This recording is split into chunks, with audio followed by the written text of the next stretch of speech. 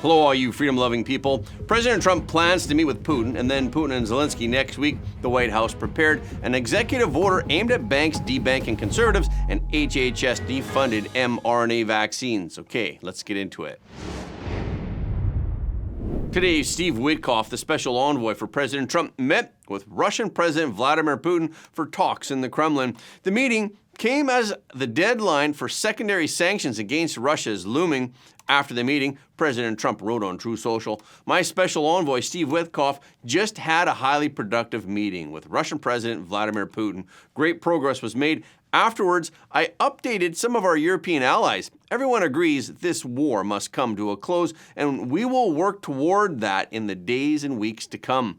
The meeting between Witkoff and Putin lasted for about 3 hours, but the details are still unclear. But Russian foreign policy advisor Yuri Ushakov did share some details. Ushakov said Putin received some signals from Trump and sent some signals, but he did not elaborate on specifics.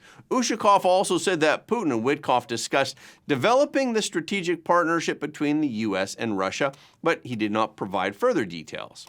Today, Ukrainian President Zelensky also confirmed that he had spoken with President Trump alongside other European leaders. The call with President Trump included the leader of the United Kingdom, the German Chancellor, and the NATO Secretary General, along with Vice President J.D. Vance, Secretary of State Marco Rubio, and Witkoff. The New York Times reported that during the call, President Trump apparently shared his plans to meet in person with President Putin as early as next week. His visit with Putin would be followed shortly afterwards by a meeting between himself, Putin, and Zelensky. And reportedly, the meetings would include only those three leaders and would not include any European counterparts. It's unclear if President Putin and President Zelensky have agreed to the plan yet, but Russian officials expressed a desire to meet with President Trump during talks today. Also today, President Trump raised tariffs on Indian imports. He imposed an additional 25%, lifting the total tariff on India to 50%. The move was part of an ongoing conflict with New Delhi over the purchase of Russian oil. President Trump had previously criticized India for purchasing Russian oil below market rates and selling it on the open market. President Trump believes that India's operations were helping to fund the Russian war machine. But India has defended the transactions as a means to provide the population with affordable energy since conventional supplies were diverted to Europe after the Ukraine war started. The new tariff rate on India is now the largest of tariffs imposed on U.S. trading partners. Texas lawmakers from both parties remain at loggerheads.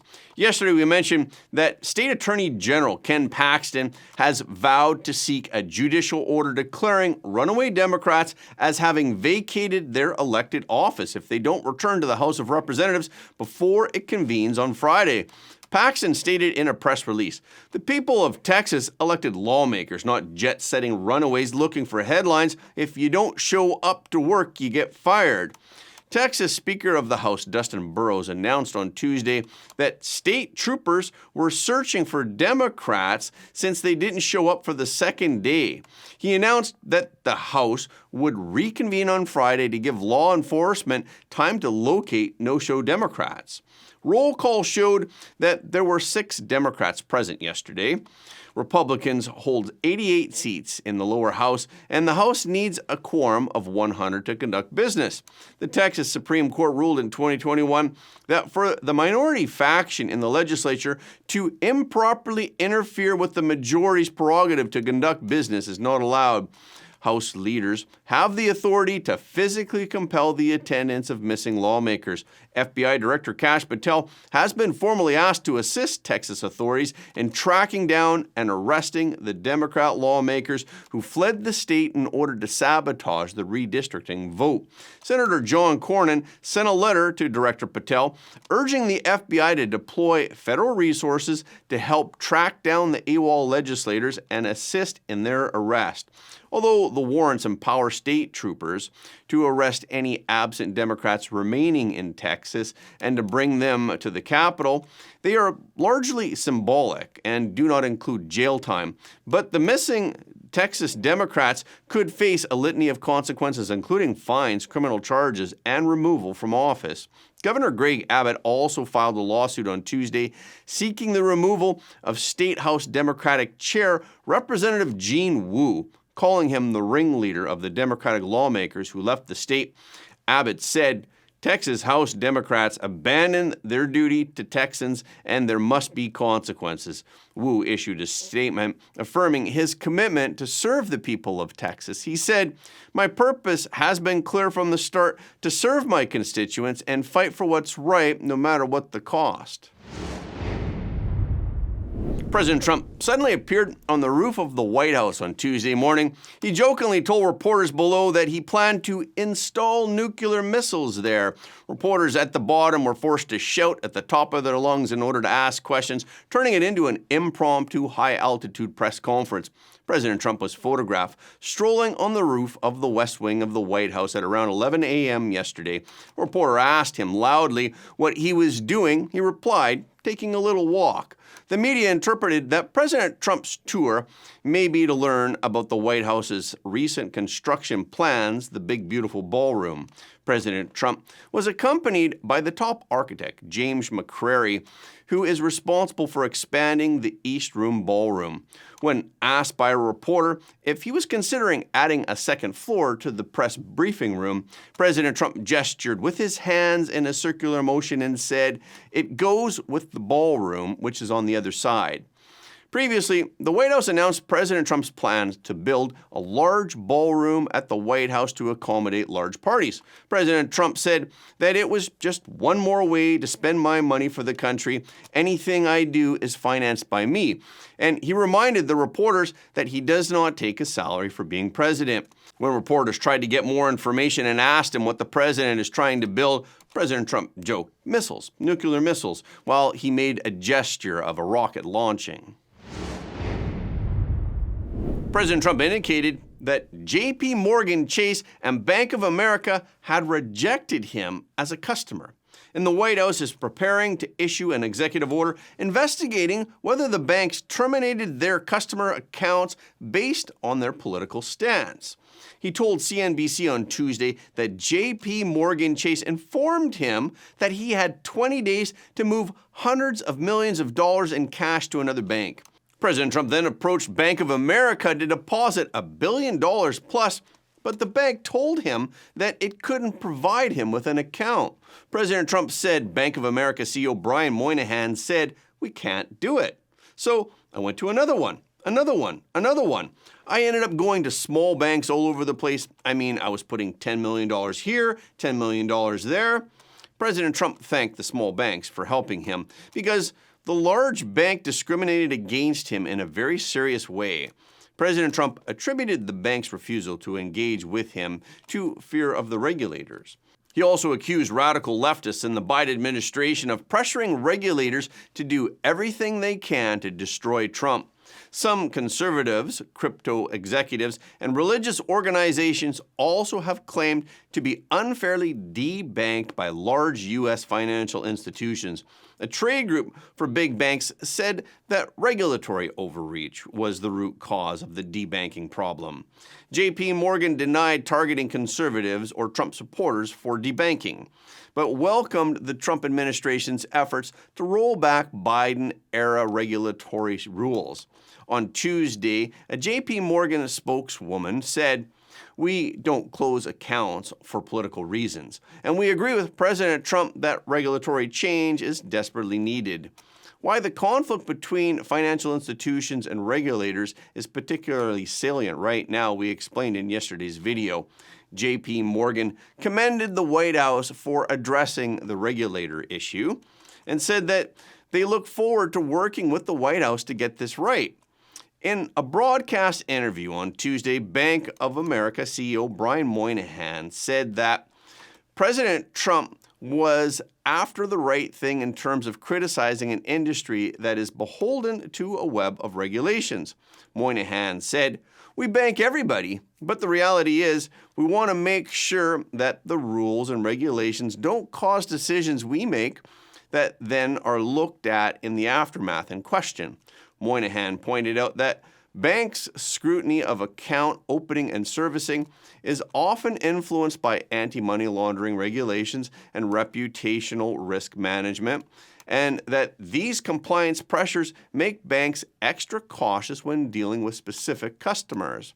Another industry source also said that banks want the government to revise anti-money laundering regulations that are seen as outdated and burdensome. The White House is preparing an executive order that threatens the banking industry with fines if they drop customers on political grounds. According to the draft version of the order, regulators are asked to investigate whether banks violated laws. President Trump said on Tuesday that the U.S. and China are very close to reaching a deal, but he won't meet with the Chinese Communist Party leader Xi Jinping until the two sides reach a trade deal. President Trump said during an interview on CNBC, he asked for a meeting, referring to Xi Jinping. President Trump also said, "I'll end up having a meeting before the end of the year, most likely, if we make a deal. If we don't make a deal, I'm not going to have a meeting." President Trump made a point of emphasizing that it was Xi Jinping who took the initiative to meet with him. We have a very good relationship, but I didn't call for the meeting. He called for the meeting. So the fake news announced Donald Trump wants a meeting with China. No, I didn't want it. No, he asked for a meeting, and I'll end up having a meeting before the end of the year, most likely, if we make a deal. If we don't make a deal, I'm not going to have a meeting. I mean, what's the purpose of meeting if we're not going to make a deal? He also mentioned it's a long flight from the U.S. to China. I think we'll make a good deal. It's not imperative, but I think we're going to make a good deal. But no, they had a thing that Donald Trump really wanted to go there. No, I don't. It's a 19-hour flight. It's a long flight. But at some point in the not-too-distant future, I will. The U.S.-China tariff truce is set to expire on August 12th. The U.S. and Chinese teams agreed during trade talks last week that they would continue to discuss a potential extension of the trade truce. But President Trump has not yet decided whether to extend the truce. And with the deadline looming, what President Trump will decide is of global concern. U.S. Trade Representative Jamieson Greer said in an interview with CBS on Sunday that the two sides are working on some technical issues and things are moving in a positive direction. Nobody wants to see tariffs go back to 84%. Prato, which is near Florence, Italy, is Europe's largest garment manufacturing center, but now it's the scene of a fierce gang war. Prosecutors describe the situation as a hangar war among Chinese mafia groups, who are competing for control of apparel, transport, and hangar production, which is a market estimated at 100 million euros, equal to $115 million in value. With a population of nearly 200,000, Prato has the largest Chinese community in Europe. In recent months, a number of Chinese factory owners and workers have been assaulted and their warehouses and vehicles set on fire. Prato prosecutor Luca Tescaroli has asked the Italian government for help in setting up an anti-mafia organization and increasing police pressure. He noted that the conflict has spread to France and Spain, where Chinese gangs have helped illegal immigrants enter garment factories. Former investigator Francesco Nannucci pointed out by saying, to be able to command in Prato means being able to lead in much of Europe. There are about 5,000 Chinese-dominant garment factories which mass-produce garments with cheap labor, opening and closing quickly to avoid taxes and fines. Fabrics are smuggled into the country from China, and the profits are then transferred back to China illegally.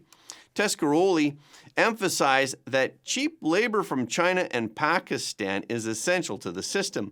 It is said that these migrant workers work 13 hours a day, 7 days a week for about €3 an hour.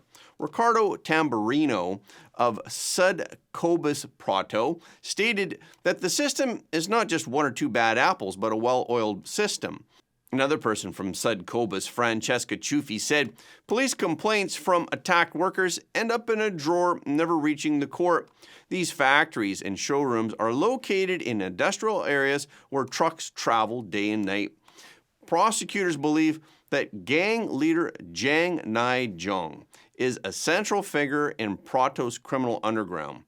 Jiang allegedly holds a monopoly on apparel transportation across Italy, France, Spain, Portugal, and Germany.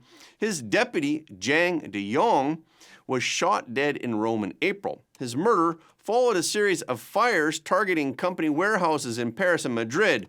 Such blatant violations are inconceivable without the support of local officials and law enforcement. In May of 2024, the second-in-command of Prato's military police was accused of providing confidential information from police databases to entrepreneurs, including a Chinese businessman. And in June, the city's mayor resigned in the midst of another corruption investigation.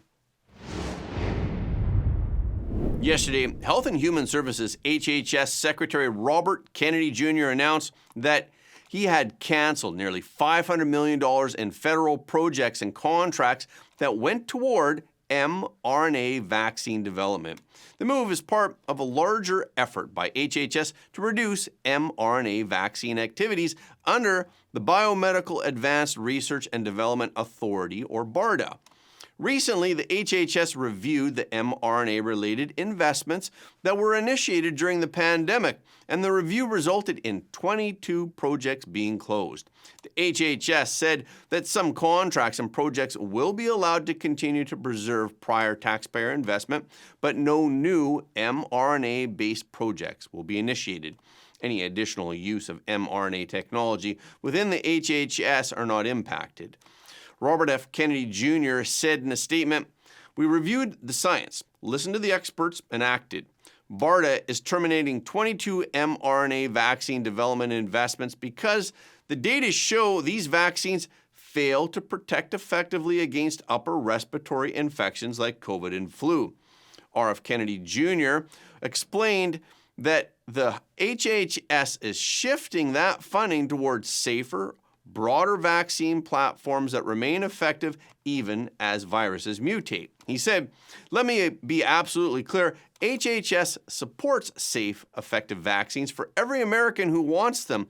That's why we're moving beyond the limitations of mRNA and investing in better solutions."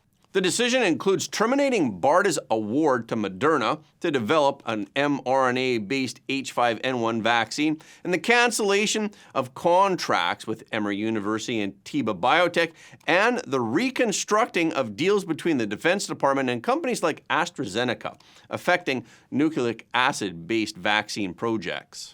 And that's a wrap for this episode. Thank you so much for your support of Front Page. Please remember to leave a comment below the video. This is really helping us to be seen all around the world. The more people who watch Front Page, the more freedom-loving people the world will have. And please hit the like button and hit the notification bell after subscribing. And please share this video with your friends and family because everybody deserves to know the truth.